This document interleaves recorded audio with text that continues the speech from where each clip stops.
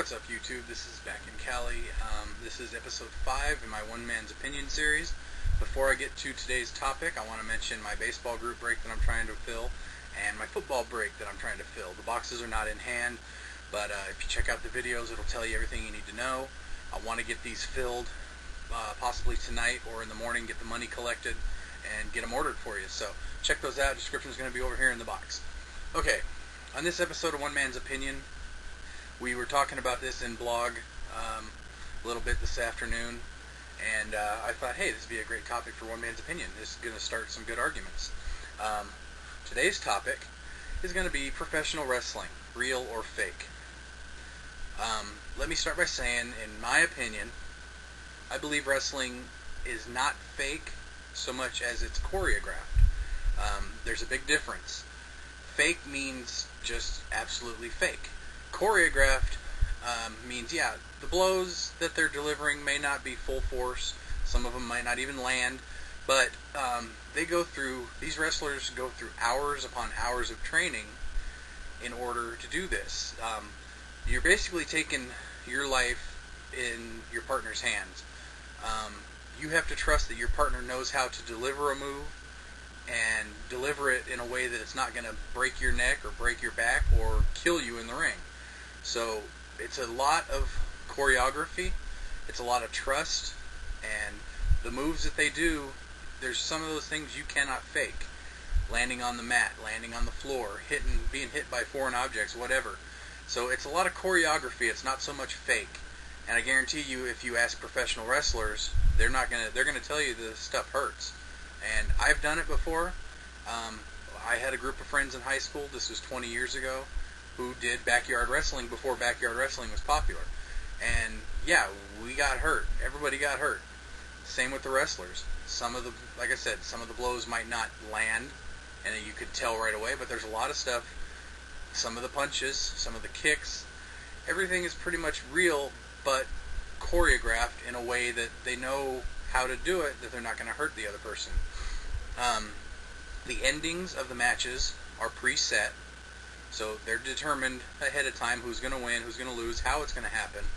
But the time, the duration of the match, and what goes on in the match is not scripted like people say. It's not written out ahead of time, this move here, that move there, at this point you're going to do this. It's all improv, basically. They discuss it ahead of time before they come out into the arena. They talk about their matches, and they've also had matches with each other on many different occasions where they know each other. So they know who's going to win, and most of the time how they're going to win. But from the opening bell to the closing bell, it's all improv. And if you notice a lot of matches, when you have the two same guys wrestling each other 2-3 times in a row, you're going to see a lot of the same stuff. But in the ring, the length of the match is basically determined by the audience. If the crowd is getting into it, they'll keep the match going for a little longer to keep the crowd going. If the crowd is bored out of their mind, they're going to end the match quick. If you ever notice on wrestling, the referee always has an earpiece. That way the production company or the production van can talk to him and let him know, hey, we're coming up on a commercial break. Let the guys know. Hey, the crowd's really not into this. Tell them to finish it. And so the ref plays a big part in how the match goes. Constantly throughout the match, the wrestlers are talking to each other. They're going to call off their next 2 or 3 moves in one little part. If you ever notice wrestlers, when they have somebody in a headlock and they kind of tilt their head down so they're hiding their face, they're telling the other guy, okay, they're going through their next series of moves, 2, 3, 4 moves. When that set of moves is done, they lock up somehow, and they're giving signals again on to what the next group of moves are. So, basically, yeah, the ending of the match is preset, predetermined. Throughout the match, it's all choreographed. It's all improv. They feed off the crowd. They feed off what the other guy's doing. Sometimes one of the guys might get hurt, for real, have a serious injury or get hurt in the middle of the match. They work their way around it, so not to, take away from the show. They'll just work around it. They'll, change their moves up or do whatever they need to do to basically mask or hide the injury. Sorry, I'm reading my notes. So yeah, basically, if you watch videos on you, especially on YouTube, you can sometimes catch the wrestlers talking to each other. It's always when they're in a clinch or really close, or especially the wrestlers with the long hair.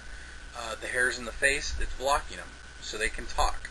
But a lot of it is when they're close in with a headlock, or they got them in some kind of a grapple move. You'll always see them tuck their head, or just as they're backing some guy into a corner, getting ready to throw him into the turnbuckle, you'll see him say something as he whips him. What that is he's calling off his next move. You know, whether it's clothesline or reverse me, reversal, clothesline, kick, whatever it is, they're calling off the moves as they go. And like I said, the referee determines, okay, guys, it's time for a commercial break. Throw them out of the ring, or stall. And every time you see, like Monday Night Raw, every time they get ready to go to a commercial, eventually they're getting ready to go to a commercial, and one of the wrestlers gets thrown out of the ring, and he walks around the ring. Basically, that's stalling for the commercial, so people watching on TV aren't going to miss much, and they'll stall for as long as it takes, and they'll get the signal, okay, let's get back into the action. As far as the foreign objects, the ladders, the tables, the chairs, the barbed wire wrapped baseball bats, the cage, how can you fake getting hit in the head with a folding chair? Granted, they're not using the real heavy steel chair. It's a lighter steel, and it's not going to kill the guy.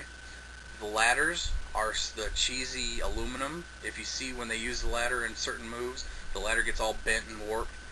But, yeah, it's a real ladder, but it's not heavy steel. It's like a cheap aluminum ladder that's not going to hurt. The tables the same way. The tables are fiberboard. They break easily, and they do that so the guys aren't going to break their back on it. It gives on the slightest possible, any weight on it, it's going to give, and it breaks away a little easier. Like in the chairs, they're lighter material, they're lighter metal. They make that loud smack, which is always good for TV. But take a chair shot in the forehead and tell me how fake that is. When they hit them on the back, they use the flat part of the chair. They know how to hit the guys. Again, they go through hours of training. They learn how to use these weapons, and they learn how to use them so it looks effective, but it's really not hurting the other guy.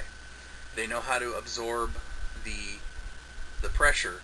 They know how to absorb the blow. So it sounds great, it looks great on camera, but yeah, it's going to sting a little, but it's not going to cripple the guy.